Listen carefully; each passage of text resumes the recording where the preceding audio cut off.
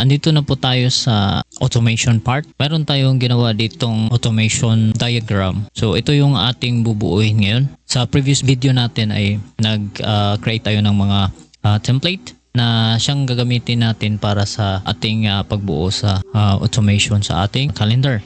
Kung hindi ka pa nakapag-subscribe dito sa channel, make sure to subscribe. Kung mayroon kang makakilala na gustong matuto rin sa Go High Level, pwede mong i-share sa kanila yung video natin para makatulong din sa iba. Kung may client ka naghanap ng or hindi pa nakapag-register sa Go High Level, you can use my link. May 30 days free trial yan. At in case na need mo ng tulong sa pag-set up ng account, I'm also offering my service. Let's proceed now sa ating next topic, which is yung pag-create na ating automation. So, punta na tayo dito sa ating Go High Level account at create workflow from scratch. And then, auto-enable natin yung ating. Okay, mayroon silang bagong feature which is yung AI na makapag-create automatically ng mga parts ng automation. But for now, hindi natin yan gagamitin. Mag-create lang tayo ng ating own na customized talaga na setup. Yung first natin is yung discovery call. Yung trigger natin, appointment status. Ito yung lagi kong ginagamit. So, mayroong other options doon sa pag-trigger ng appointment, but ito yung madalas kong ginagamit. Normal. So, depende na yan kung ano yung gusto mo dito, normal or any. Okay lang yung gagamitin ko yung normal kasi wala naman akong recurring na appointment. So, pwede ring any. So, depende na yan sa'yo. Depende sa setup ng appointment mo. Gawin ko, appointment status is confirmed, and then make sure na yung calendar mo naka-set doon na auto-confirm yung calendar mo. Appointment status confirmed, and then kung marami kang calendar, dapat naka-specify to kung ano talaga yung calendar para mag-trigger siya doon lang sa calendar na gusto mong mag-trigger ang automation na ito. Appointment status confirmed, discovery call. Ang naming din, importante din para hindi tayo malito. Okay? Lalo na kung maraming branches yung ating automation. Next, dito na tayo sa first action. Gusto ko is remove tag. Nakalagay dito, remove tag, appointment canceled. Every time na may bagong appointment, example, galing siya nag-cancel ng appointment, lalagyan ko siya ng tag na canceled para at least malaman ko kung ano yung last status ng kanyang appointment. Now, pag nag-book siya ulit at dadaan dito sa automation na ito, dapat i-remove ko yung canceled na tag. Wala pa akong naka-set up na tag, kaya mag-create pa tayo ng tag dito. Create muna tayo ng tag, appointment canceled, add new tag. So, dapat detailed din itong nakalagay dito, no? Kasi, hindi siya katulad ng on report na automatic siya mag-populate ng title na detailed. Dito, siguro ito yung kulang Kulang ng Go High Level, hindi siya nag-auto-populate kung anong klaseng tag yan or detalye. Okay, so, okay na tayo dito, di ba? Discovery call, book, remove tag, appointment canceled. Then, lagyan natin ng wait. Okay. Wait time natin. Lagyan natin ng wait time na 0.5 minute or that's 30 seconds. Wait 0.5 minutes. Lagyan natin ng delay. At least kung marami tayong automation, meron pang 30 seconds para mag-process yun lahat before siya mag-move dito sa next na action. So next natin is add tag DC call booked. Okay? Para malaman natin na galing yan sa discovery call, dapat mayroon tayong ilalagay na tag dito na magiging identifier niya na yan ay galing sa appointment na discovery call. So wala pa tayong tags kasi bago to na account. Okay? Save action. At i-detalye lang natin ito. DC call books. Okay, ganyan lang. Tapos, naka-auto-save na tayo. So, nun lang mag-save. Add tag, DC call, add task, DC call. So, mag-create tayo ng task. So, makikita yung task doon sa ating dashboard sa Go High Level para automatic na kung mayroon tayong mga staff, may lagay doon sa task na yun kung ano yung gagawin nila sa call na yun. Task, and then lagay natin dito add task for admin, and then lagay natin dito title discovery call for blah blah blah. Nasa inyo na po kung ano yung ilalagay mo dito sa description ng task.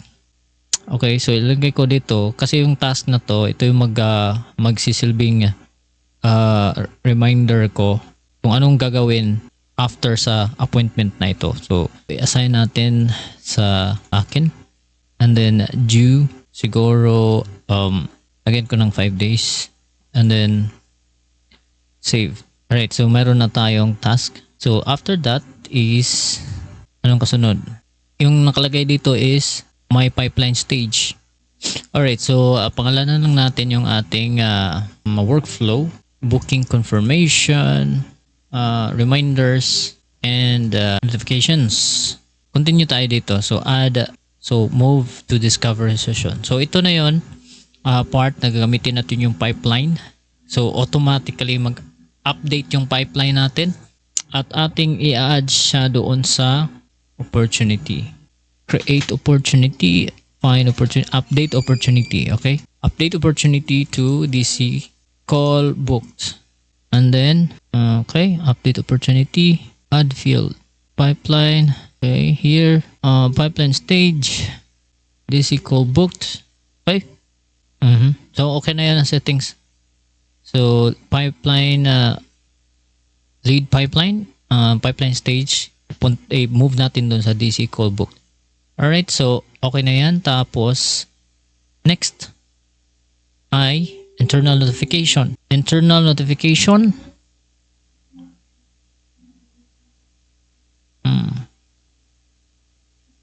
Okay. Email. Email yung pipiliin natin kasi email to.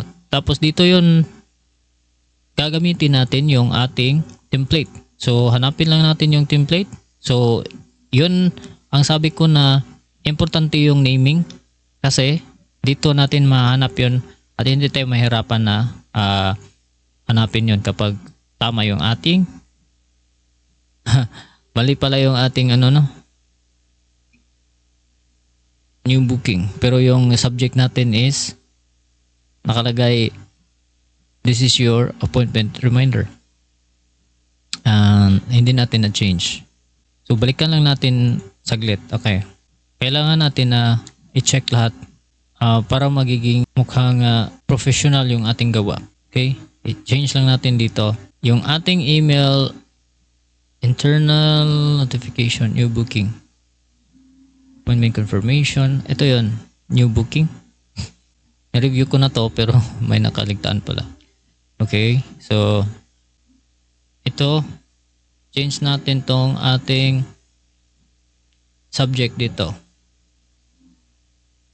new appointment booked. Okay, save lang natin yan and then save right there. Okay, so okay na yan. Balik tayo sa automation. Okay, okay, so add natin ulit yun, internal notification. Internal notification, email.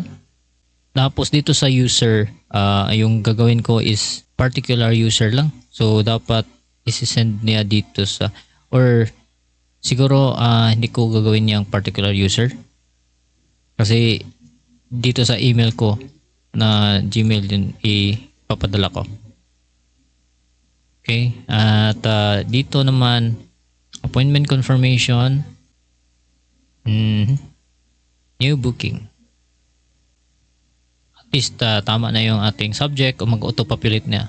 So yan ang kagandahan kung meron na tayong template kasi tuloy-tuloy na ating automation. This is internal notification.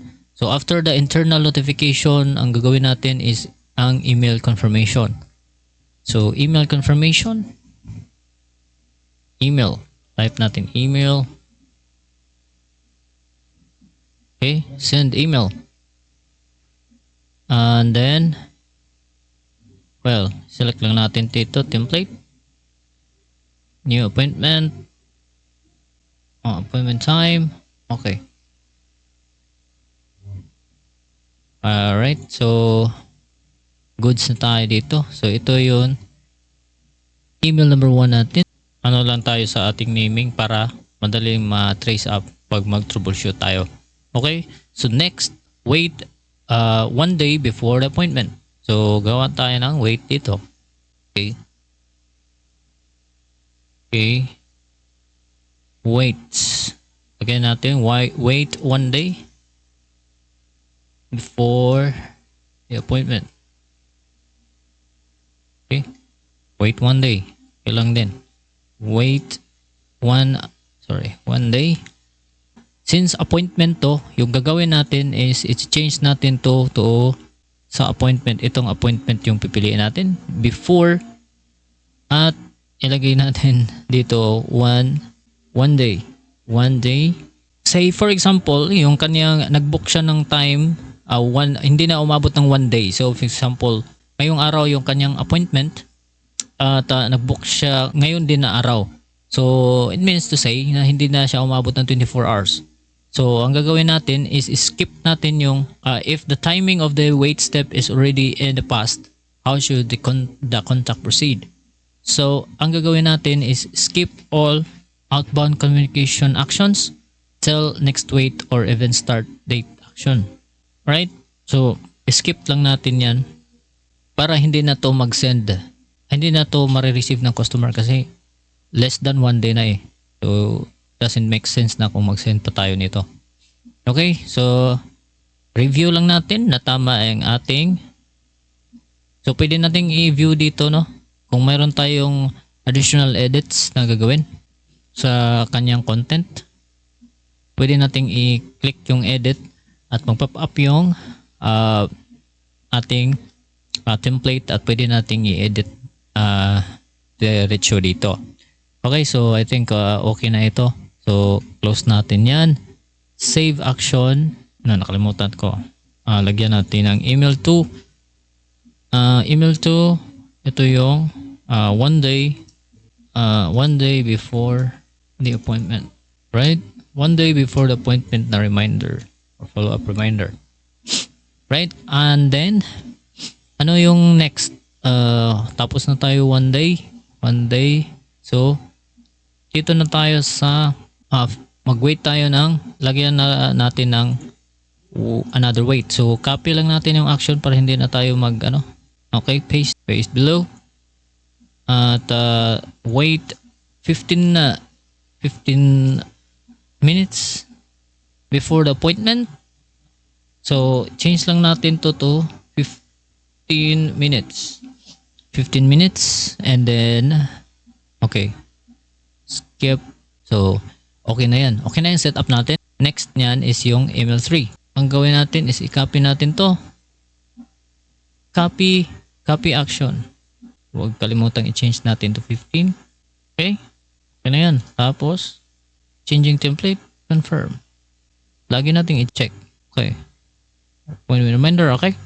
So, natapos na natin yung ating tatlong reminders. Okay? So, next is maglagay din tayo ng internal notification kasi hindi naman pwede na yung client lang yung remind natin tapos yung sarili natin wala tayong reminder, baka makalimutan natin. So dapat i-change din natin tong ating reminder into 15 minutes before the appointment para mayroon tayong reminder para sa ating sarili or sa client natin para both sides ay mayroon tayong reminder at hindi ma-miss yung appointment. Okay, so mayroon tayong internal notification. So at least nabuo na natin, no? Nabuo na natin yung ating reminder. So yung gagawin natin next time ay itong banda ng no-show. So kailangan nating create ng no-show campaign. Thank you so much sa pagpanood sa ating video. Hopefully ay nakatulong ito sa inyo at see you sa susunod na ating i-release na video.